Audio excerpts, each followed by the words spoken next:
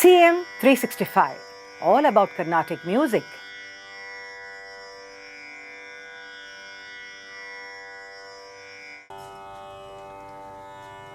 In the earlier episode, I had made a mention about the concept of Ekadhatu, Dvidhatu and Tridhatu, and also cited examples from the compositions of Tyagaraja to validate this point.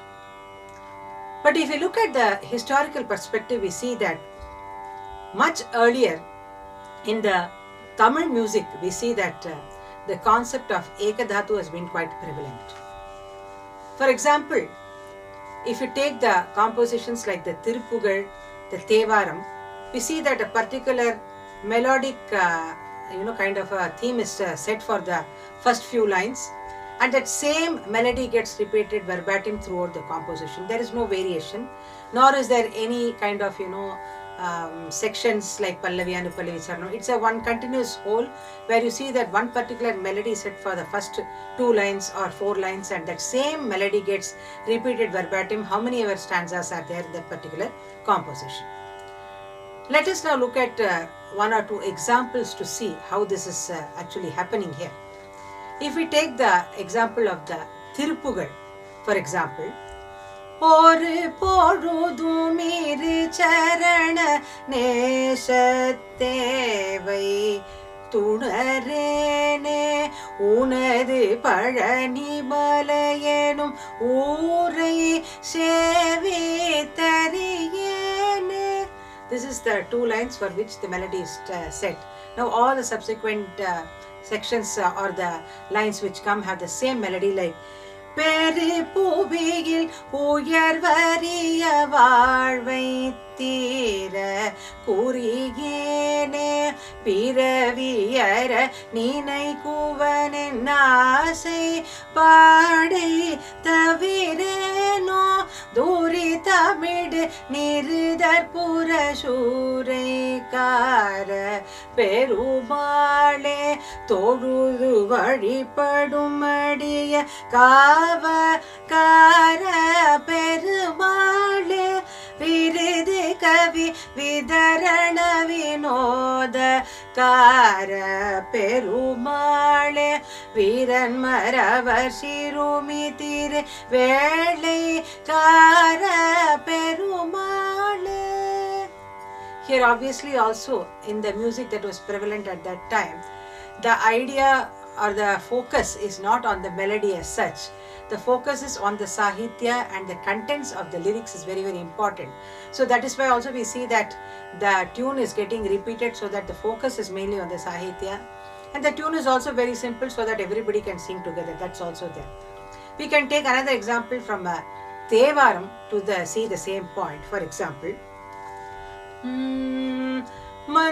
மந்திரமாவது நீரு வானவர் மேலது நீரு சுந்தரமாவது நீரு துதிக்கப்படுவது நீரு தந்திரமாவது நீரு சமயது உள்ள நீரு செந்துவர் வாயுமை பங்கள் திரு அளவாயான் திருநீரே.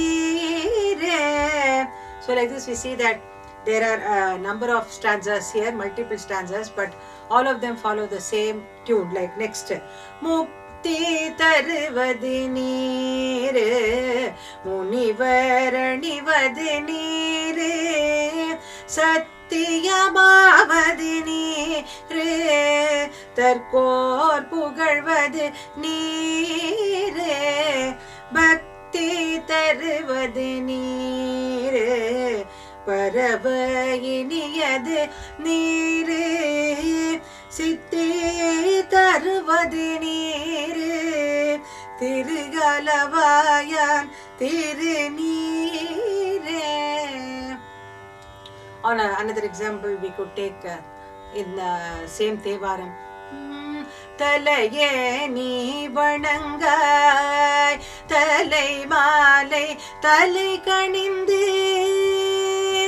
தலையாலே பலிதேரும் தலைவர் Ivane Talayeni Vanangai. The next stanza. Kangal Kanmingalo Kadal Jundal Kandal Tani. The next stanza. Tedi Kandi Kunden Tirimalode Nan Muganu. Like this, we see that this kind of Tevaram, Tirpugal, Aruppa, Divya Prabandham, all of these, we see that this concept of Ekadhatu is very much prevalent in the sense that how much ever stanzas are there in this, we see that there is no demarcation in terms of first the structure. In Pallavi Anupallavi Charanam, we see that sometimes usually the charanam is longer than the Pallavi and Anupallavi. Here we see that in this format of all these Tevaram, Tirpugal and all the stanzas maintain a uniform format in terms of the number of lines which are there in each. If there are 2 lines in the first stanza, it will be continuously 2 lines. If it's 4 lines, it will be 4 lines. Like this, we see that a uniformity is there in terms of the lines. And also, as I mentioned, the Ekadhatu in the sense that the same tune gets repeated verbatim. Here again, we must remember that all these compositions that we are talking about in the Tamil music were composed by the great saints, and for them music was a vehicle for Bhakti Marga. For the Bhakti Marga, music was one of the most important tools according to them to reach that Marga. So they used this kind of compositions as a vehicle towards the path of devotion, I would say.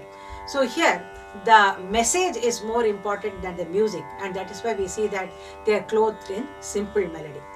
Now, of course, this was at a very early stage where this conceptualization was there.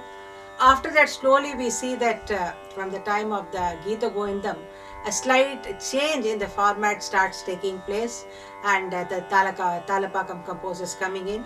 And after that, slowly the Kriti form, which I was talking about earlier in the episodes, also got to get evolved. And of course, in the hands of the Trinity, it attained a very sophisticated form. We will look into the next stages of the evolution in the next episode. CM 365, all about Carnatic music.